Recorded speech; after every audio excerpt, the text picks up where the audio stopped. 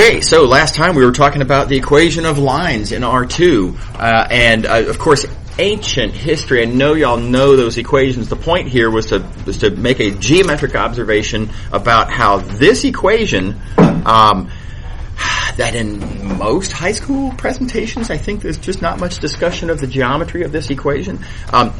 Actually is very closely related to the equation to the geometry of the line, because what it boils down to is it comes from the fact that we need, if you're testing this point as being in or not in the line, that question is completely decided by whether or not that difference vector in green is orthogonal or not orthogonal to this in vector, what we call in with coordinates a comma b. And you can see the algebra here. It's just a matter of sort of writing that down and going through. And of course, orthogonality is arbitrated by dot products, right? So this is one of the big. This is a first big motivation for why we care so much about this fact that orthogonality boils down to dot product being 0. Right? Is being able to turn a geometric statement into an algebraic statement. That's where the nut is on this argument, in my opinion. Okay. Right. So thus getting us down to the equation of a line. And by the way, this is my preferred way to write that equation. I like the fact that you can see what these details mean. The a, the x, the b, the y. Wait, what are those? Much easier to see if we just represent, look, we're doing dot products with this normal vector. And I need for my point that I'm testing to have the same value as the point that I'm given. Right? There's idea in that statement. So I think this version of the equation is better. In my opinion, again, it's just, from a certain point of view, blah, blah, blah. Okay. All right. And then likewise, it was the same argument when we talked about the equation of a plane in space. Same deal. If you're given a perpendicular vector, oh, by the way, since we've given away the game at this point, the reason we call this in is because of the fact that it's perpendicular to the given plane, and a synonym is normal. It's weird to have yet another word to mean that, but we call in a normal vector. Normal meaning orthogonal in this case. So given an in vector, go through the same argument. Whether this point x is or is not in the plane, again, is entirely arbitrated by whether or not this difference vector is orthogonal or not orthogonal, which again gets us down to this equation. Same exact equation. Same geometric content that you can see what is the normal vector, what is the base point, and how explicitly is the point x being tested. Right. So I really like this formulation of it. Equivalent, of course, in this case we're in R3, and so that dot product works out with 3 terms instead of 2 terms, of course, because we're in R3. Okay, so morally same equation. All right, now I skipped over this example last time. Let's get our hands dirty and do a quick example. If you want to find the equation of a line that goes through these 2 points, well, if it goes through those 2 points, and here's the line, if it goes through these 2 points, right, then notice their difference vector needs to be parallel to the line. Right? Now, that's it's not what we need. We need a normal vector. We need something perpendicular to the line. So what I need to do now is figure out how can I take something parallel and make it perpendicular. What do I do to it to make it perpendicular? How do I take this vector and turn it 90 degrees? You may recall we talked about this a few days ago. Neat trick. If you want to take a vector in R2 and if you want to turn it 90 degrees, just switch the order of the vectors and add a minus sign to one of the coordinates, and notice that gives you a nice normal vector right there, 3, 5. So convenient use of a convenient trick. Right? Easily checked, by the way, if you don't remember that trick, easily checked that these 2 vectors are clearly orthogonal.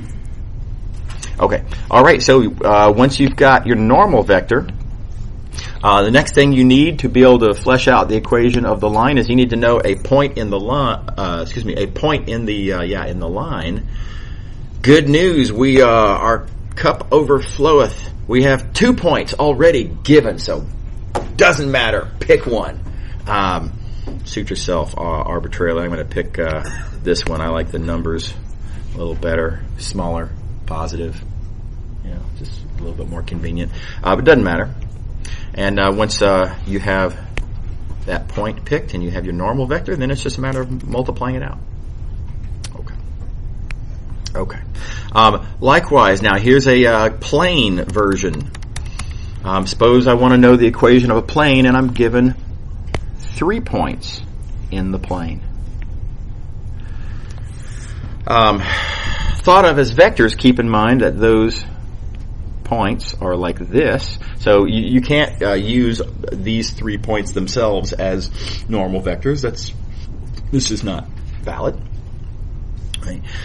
So what I can do, though, is I can point out that their difference vectors are clearly parallel to the plane. Now I've got 2 vectors parallel to this plane, not in, but parallel to the plane. And still not what I need. What I need is a vector perpendicular to the plane, right, to call my normal vector. So let's see how to say this. I need a vector perpendicular to 2 known vectors. How am I going to find a vector perpendicular to 2 known vectors? And the cross product is the perfect construction, right, to do that. That's what the cross product does, among other things, but it was one of the first properties of the cross product that we noted. Yeah? When you ask us to find equations, are we allowed to give parametric forms? Nope, that's a different thing. We'll talk about that in a few minutes. Okay. Yep. Right, good question, but give me 5 minutes, we'll be there. Okay, so actually 2 minutes, 1 minute possibly. So we have now our normal vector, and off you go. Right. So keep in mind, in order to find the equation of the plane, the equation of the plane requires a normal vector. There it is. It also requires finding a point in the plane. Well, again, right, we're flush in points in this plane. Pick one, doesn't matter, and there you go. Okay, right. So let's talk about a parameterization of a line. This is a different way to write down algebra that relates to this geometric object called a line. I like to call it a parameterization. The reason I like to call it a parameter, well, let me not say it that way. A key distinction that's very important to understand between parameterizations of lines that we're about to talk about and equations of lines that we talked about a minute ago. Is their function. They have entirely different roles, relationships between, to the line. So specifically, remember the big point I made about equations. Go back to it. Is that equations are tests. They're little testers. You put a point in, and if the equation works, cool. That's on your line. If the equation doesn't work, oh, too bad. It's not on your line. Right? It's a real quick test decider. That's not what a parameterization is. The way I like to say it is a parameterization generates points. It doesn't test points. It generates points. So a reasonable way, if you think about it, to describe a geometric object is to give me an algebraic tool that will generate all of the points that are on it. So here's how you do it. It's a pretty straightforward little bit of geometry. If you are given, in this case, let's suppose, a point on a line, and if you are given a vector parallel, this time, to the line. Now I appeal to your geometric intuition. If you give me a point and a vector like this, there is exactly one line that contains that point, and that's parallel to that vector. How am I going to generate points on this line? Well, how about I start with that point that I'm given, and then I add multiples of that vector. Let's draw. What does a multiple of that vector look like? Well, a multiple of that vector is just going to be kind of like that. And blue plus dark green gives me points on the line. And I'll say this 2 different ways. No matter what t you give me, I'm taking a point on the line and moving on the line parallel to the line. That will result in a point on the line. So every t gives me a point on the line, and furthermore, every point on the line is going to be generated by this formula. Right? So this formula, this point generator here, right, generates exactly the points on that line. It's a different kind of algebra. Still talking about a line, right? But it relates to the line in a different algebraic way. Okay, so let me talk about the terminology now. So to your earlier question, parameterizations generate points. They don't test points, right? So they play this very different role, and as such, I like to have a very different term. So I like to use the term parameterization. Our book uses the term parametric equations of the line, and it's just, I mean, they're using the word equation in something that I'm trying to distinguish as much as possible from the equation. And that just seems like a really unfortunate choice of terminology to me, right? I also would point out that I think the term parameterization is also just more common. So I strongly encourage the term parameterization of the line. I mean, I'm not going to say it's wrong to say parametric equations, but I do think it's without advantage. So I strongly encourage parameterization. Okay, hope that makes sense. Yeah. Okay, so here's a different way to think about a parameterization, very useful in a lot of situations, and that is to think of this parameter. Oh, by the way, t here, this is what we call the parameter. Think of it as representing time. This is not required. This is not intrinsic to the construction, right? Notice in our earlier presentation, t was just saying this is what I'm taking a multiple of v. It's just a multiple. It's some scalar, right? No geometric or physical interpretation given to it. But if you think of it as being time, then that allows you to think of the parameterization then as tracing out the line. Here, watch.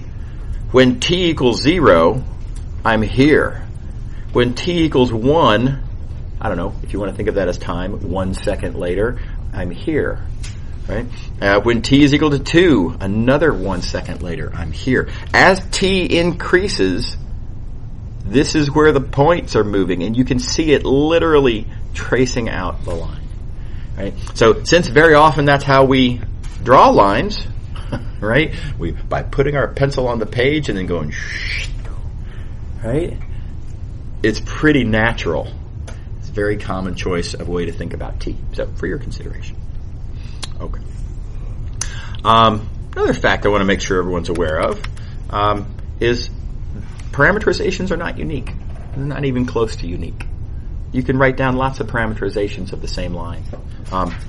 Might not look like it at a glance, for example, but these two parameterizations actually parameterize the same line. Now, I say they doesn't look like it because, look, they start at different points, right? They have different velocity vectors, or, parallel vector, direction vectors, whatever you want to call them. Yeah.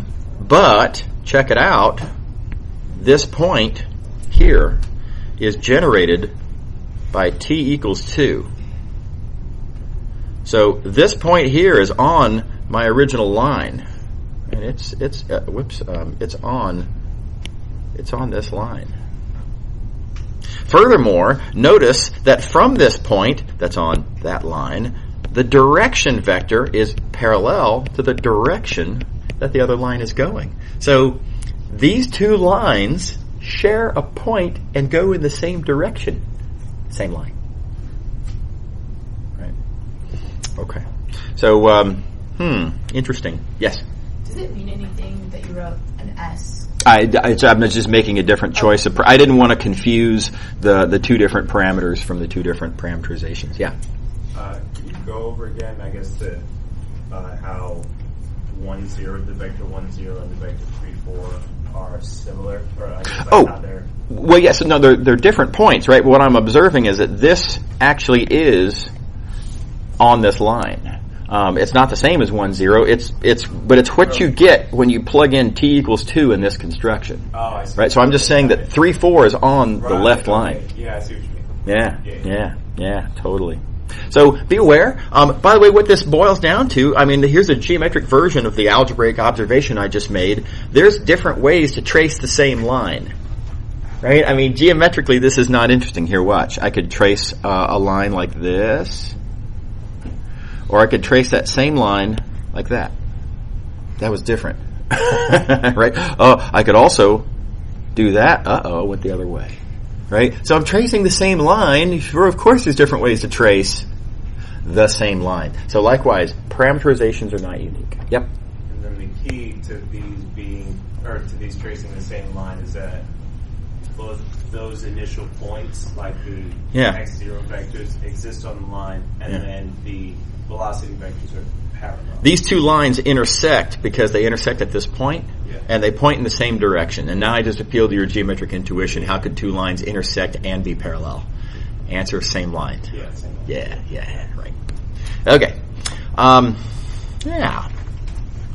Okay, so here's a question. Let's suppose you find yourself, let me not give away the game here. Suppose you find yourself with a parameterization, and you would, so you have a point generator.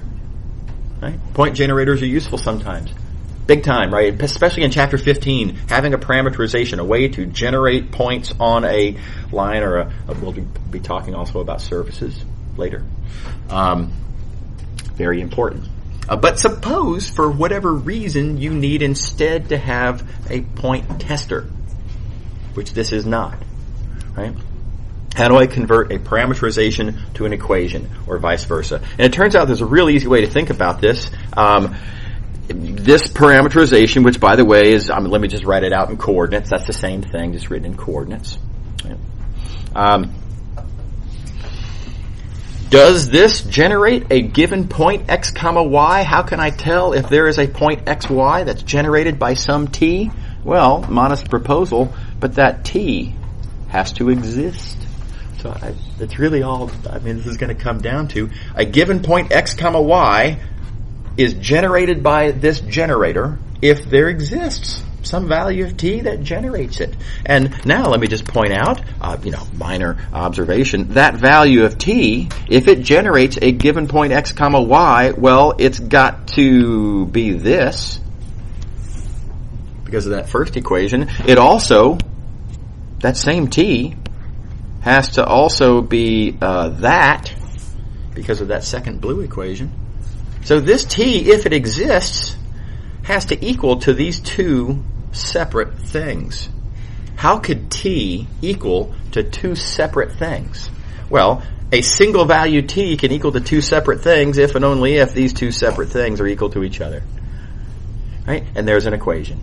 Right? So it's really a simple observation that you can turn a parameterization into an equation by solving for t in both equations, solve for this t, and set those results equal to each other. And then you go backwards the exact same way. Hey, here's an equation. How am I going to turn that into a parameterization? Well, get all your x's on the left, get all your y's on the right, set both of these things equal to t, and then here, solve for x, and solve for y. And that gives you a parameterization. Okay. Neat trick. You can do it in 3 dimensions as well. Something's a little bit different in 3 dimensions. Notice that solving for t in each of the coordinate equations. Well, now there's 3 coordinate equations, therefore t has to equal to each of 3 different things. Wait a second. How could t equal to each of 3 separate formulas? Well, only if these formulas here are all equal to each other. And so, now, here's the odd thing. You don't get an equation, right? Really weirdly, we kind of get, is this 2 equations because 1, 2 equal signs? Or is it really kind of 3 equations in a way? Because these 3 things can equal only if those 2 things are equal, those 2 things are equal, and just as importantly, these have to be equal. Now, any 2 of those imply the third, but, you could think of this as 3 equations that kind of all support each other, if you want. Right? So it's either 2 or 3, depending on your point of view. Anyway, certainly it's plural. It's not 1. right? So we call these equations of the line, but to be more precise, we call these the symmetric equations of the line. And I'm going to show you on the next page, one point of view on that. A different point of view on calling them the symmetric equations is there. You can see algebraically here, there's a sort of a symmetry. Right? X, Y, and Z all play kind of an analogous role. They all are part of an analogous structure in each of these terms.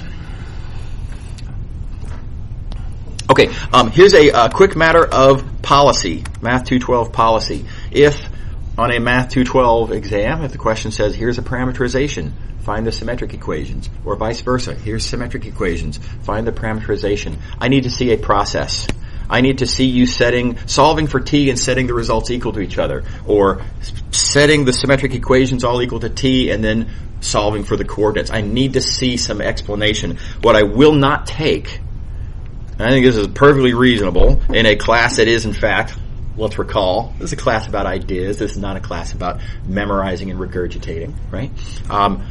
I won't accept that, if I give you this, that you just, here's the rule is that what you do is you recopy that and it goes there, and then you recopy that and it goes there, and then you recopy this and it goes there. And in other words, if you just declare this as the symmetric equations, well, you haven't done any thoughtful work. You've regurgitated a memorized formula, and that will never be our intention in this class. So keep that in mind when you see one of these things. You've got to show me your thought process, and it has to be a mathematical thought process, not a regurgitative thought process. Okay. Likewise, down here, I need to see the work. Okay, so I want to show you another neat thing about the symmetric equations. I think this is super neato. So here they are. Here's our symmetric equations. One thing you might notice is that, again, there are really kind of three equations here. One of those three equations is this. Here's a second. Here's a third. Each of those three equations is kind of, you can see, related to these symmetric equations. So what are these three equations? What are the equations of, and how do they relate to the original line? And it turns out there's a wonderful answer to this question. Now I'm just going to focus on this equation here. A couple of quick observations to make about it. First of all, it's the equation of a plane. Quick little algebraic observation, but that, you could multiply, shuffle terms around, etc., and you can rewrite this as, something times x plus something times y plus something times z equals something. Good news. This something that you multiply by z, I can work that out in my head. There's no z's in that equation. So it's going to be 0z, right? Fine, sure. But it remains that this is the equation of a plane, and you can see the normal vector right here. The normal vector is a, b, 0. That's your normal vector for this plane, and this is the equation of a plane. So, that's the first observation. It's a plane. Here's the next observation I want to make. This plane contains the original line.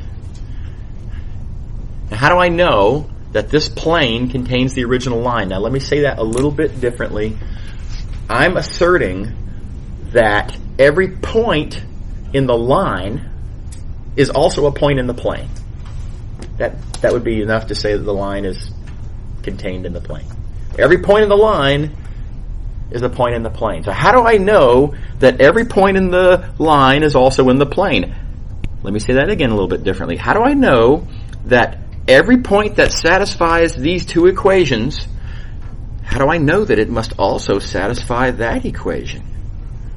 Well, that's a freebie, right? If it satisfies two equations, one of which is the next one, then of course it satisfies that equation, right? So I'm going to say it this way. These two clearly imply that one. Okay. All right. Last observation I want to make. This plane is parallel to the z-axis. Now, there's different ways that you could say this. One way I like to think about this is just, look at the nature of the equation here and notice that there's no z's in it. We've already noticed that. If there's no z's in it, that means you can change the value of z however you like, and that doesn't affect whether the point is or isn't on the plane. And when you think about it, if the z coordinate doesn't matter, right, then that means the plane has to be vertical. It has to be parallel to the z-axis. If changing the z-coordinate doesn't make any difference, vertical planes are the only planes that have that feature. If you don't like that argument, no sweat, don't forget, we already know that the normal vector is a, b, 0. That means that we have a horizontal normal vector. If you have a horizontal normal vector, right, then the plane's got to be vertical. So, different way to think about it, same result. Okay, so nice fact then, this equation is a plane containing the line that is parallel to the z-axis. And I can draw a clear picture of such a thing. Right, here's my original line. I persuade you with this picture. There's exactly one plane that contains that line that's parallel to the z-axis. It's what I like to call the shadow plane, the vertical shadow plane.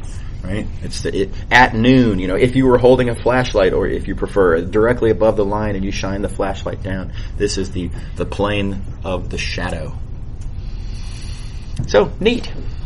Right? Now here's an exercise for y'all. I think this is a good one. I strongly encourage you to take the time.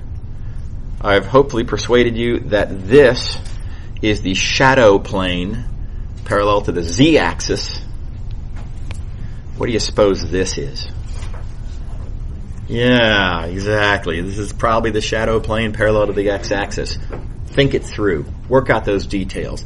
It's highly analogous to the argument that we just made, adapted, of course, to the different details, obviously, right? But think it through. It's a fine exercise. Persuade yourself that this truly is the shadow plane parallel to the x-axis. And then when you're done with that, think about what that ought to be and persuade yourself of that as well. Again, total rip-off, total analog of what we just did. Okay. Moving along. There's a bunch of puzzles that ensue from this. We've talked about how to parameterize lines. We've talked about equations of lines in R2. We've talked about symmetric equations of lines in R3. So, what if you find yourself with a question kind of like this? Suppose you're given two lines through a point. How would you find the plane, the unique plane that contains both of those lines? So here's my story. Suppose you're given these two lines. Notice that they go through a single point. Right? How would you find this plane? So I'm going to call that a little geometry puzzle. You're given something geometric. You're asked to find something geometric. What do you do? And the answer is we have various tools in our toolbox, and it is literally a kind of a puzzle, and you've got to figure out how to get those pieces to fit together and just start thinking about, okay, where am I? What do I have? How do these things work? And how can I construct the thing that I'm interested in? And it's different for every one of these little puzzles, right? So I can't give you a do this, it always works. That's not a good strategy. I also can't give you a finite list of all possible versions of these kinds of puzzles that you can then just memorize. Again, that's not what this class is about. Right? So what I want to encourage you to do is to do the following. Think about geometrically what do you have. Think about geometrically what do you need. And then use the tools that we understand. This is great exercise in thinking about what those tools are, how those tools work, what do we know about equations, what do we know about parameterizations, etc. So in this question here, what I mean by that is observe that, look, if you're given the lines, you have to be given details. Suppose you're given parameterizations of the lines. If you are given, in fact, a parameterization of that first line, then you know x0 and v1. And if you were given a parameterization of this other line, I did that backwards, but if you're given a parameterization of the other line, okay, this is the one I should have done first. Parameterization of the other line, then you know x0 and v2. So altogether, you know x0, v1, and v2. That's what I know. What do I need? Well, I need a point in the plane. If I want to understand the plane, I need a point in the plane. Oh, good deal. I already have a point in the plane. Sweet. Right. What else do I need to find the equation of the plane? I need a normal vector. Right? So altogether then, this is what I really need. I have a point in the plane. I have two vectors parallel to the plane. I need a vector perpendicular to the plane. And now the puzzle begins, right? It's pretty quick to observe that the cross product is exactly what I can use to turn a couple of parallel vectors into a normal vector.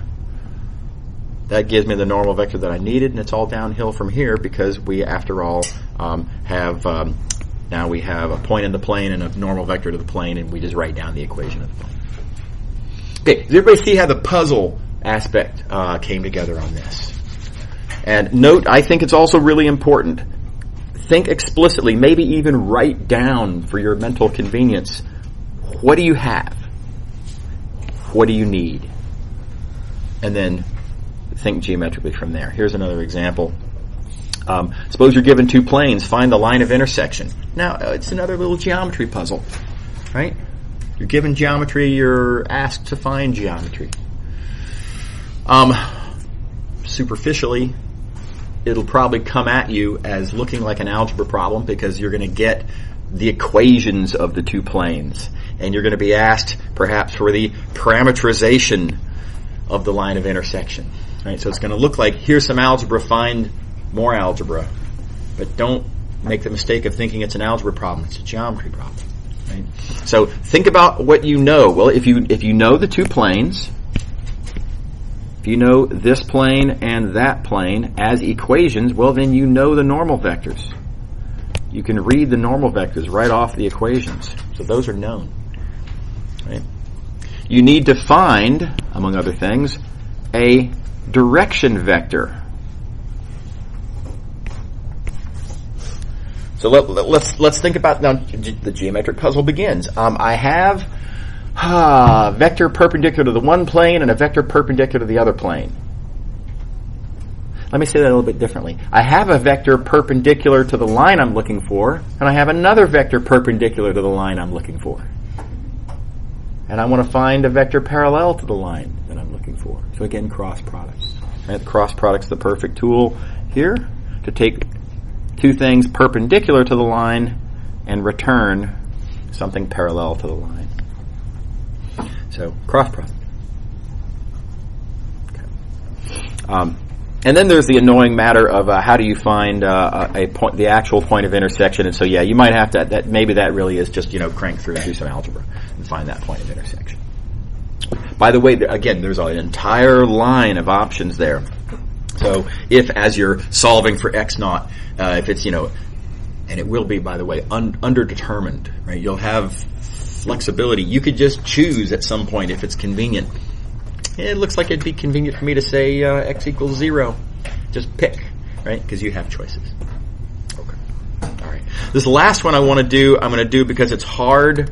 It's a little bit of a trick shot, and I don't want y'all to get stuck. Oh yeah. Do you encourage us trying to, I guess, like graph things out like this, or should we be aiming to be able to kind of, I guess, reason from it without needing the graphical representation? Can I choose both? So in other words, I think it'd be great to be fluid enough with these ideas that you can see the picture in your mind and just instantly start writing down. I need to do a cross product here and a scalar multiple there, and bam, there's what I need. That's a fine goal. I mean, that's a good goal to have, right? At the same time, don't feel the need to fight with one hand behind your back. right? A picture is a fantastic tool. It makes it a lot easier to see things. So sometimes, even if maybe you could sit there and, okay, I see what I need. I need to do the cross product. Why handicap yourself? Give yourself a picture. It makes it easier, right? So I encourage both. Yeah, draw the picture for sure, and yeah, take it as a goal to get good enough that you don't maybe really need it, but still draw it.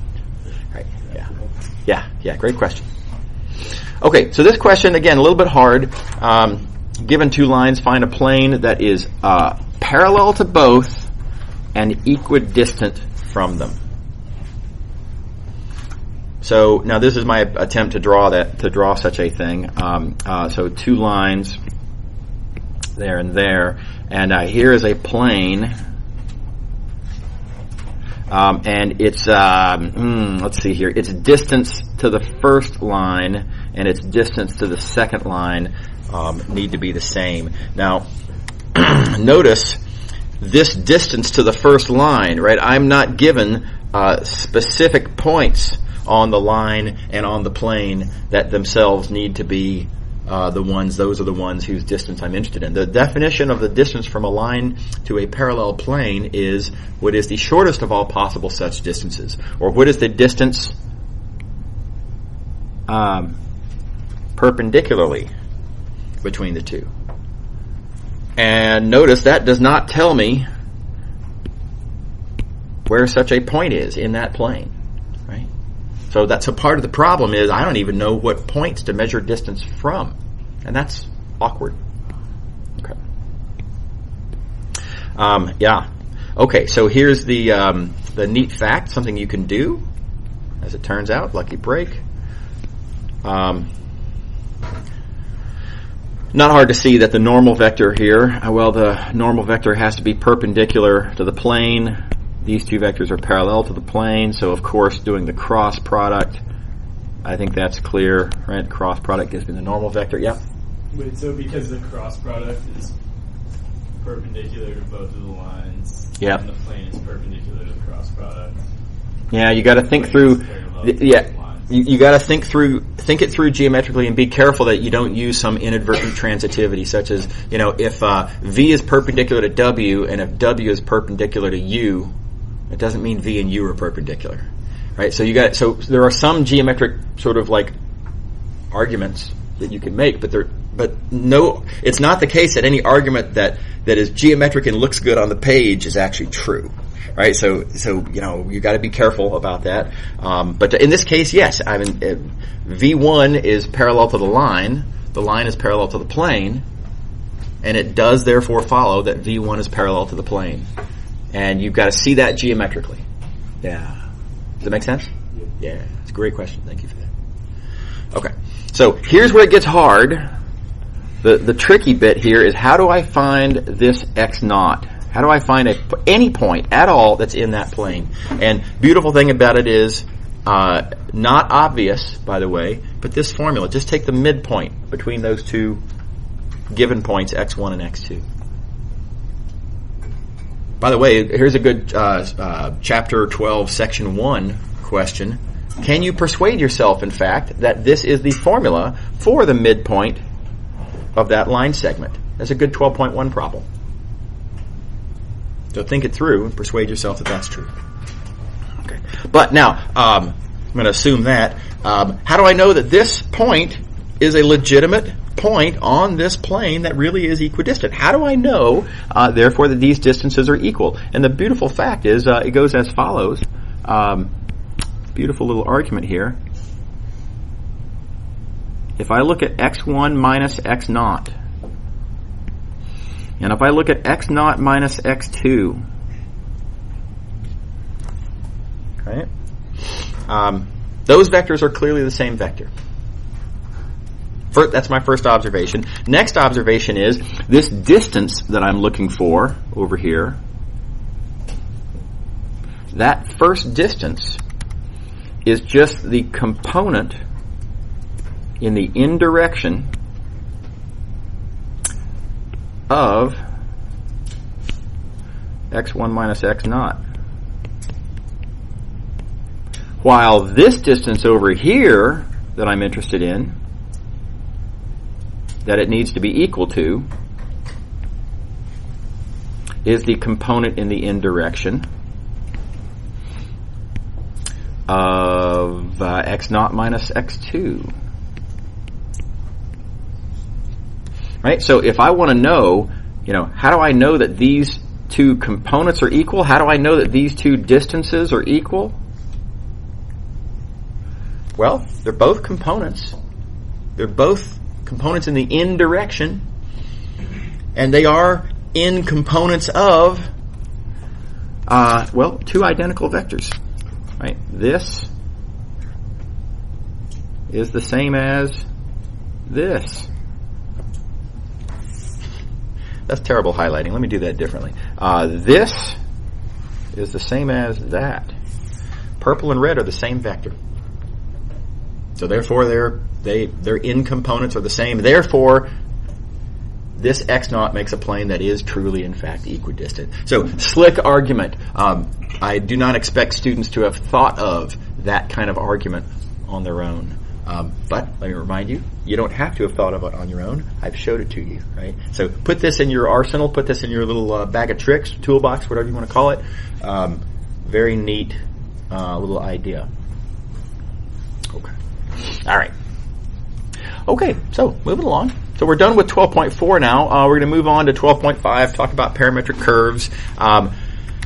This is actually a pretty good segue. Let me go back over to here. We, in fact, did just get through talking about parametric lines, right? Parameterizations of lines.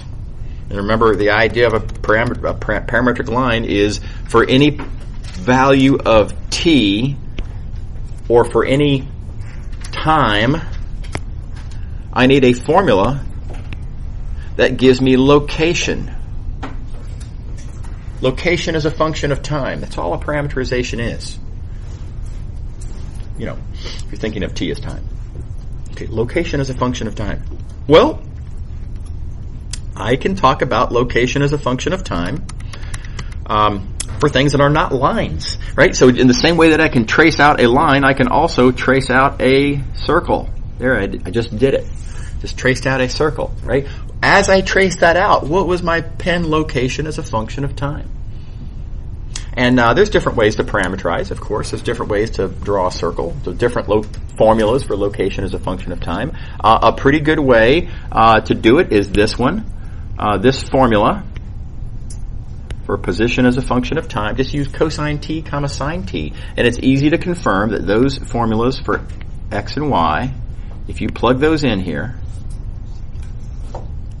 then I get this equation will always be satisfied, and we already know that flash back to high school algebra 2, we already know that is the equation of a circle. So this parameterization that I just wrote down, every point on that parameterization clearly is on that circle. And then you can just think through, okay, well, let's just follow through what happens at various values of t. Well, t, you can just watch it trace all the way around the circle. Okay, so that is a parameterization of that circle. Yeah? Whoops. By the way, just convenience. Remember, very often convenient to describe location with a vector, the position vector for the point. It's very convenient to represent vectors by their coordinates, and therefore, very often we'll write this parameterization like this. So position, x comma y, is given by cosine t comma sine t. It's an alternative way to write that down. Now this is a very specific and narrow example. But every example is a little bit different. There's, by the way, a couple of different categories of these kinds of questions. There is, hey, I've got a curve. How do I find a parameterization of it? We're not going to talk about that one very much right here at the moment. We're going to consider the sort of opposite question. Hey, here's a parameterization.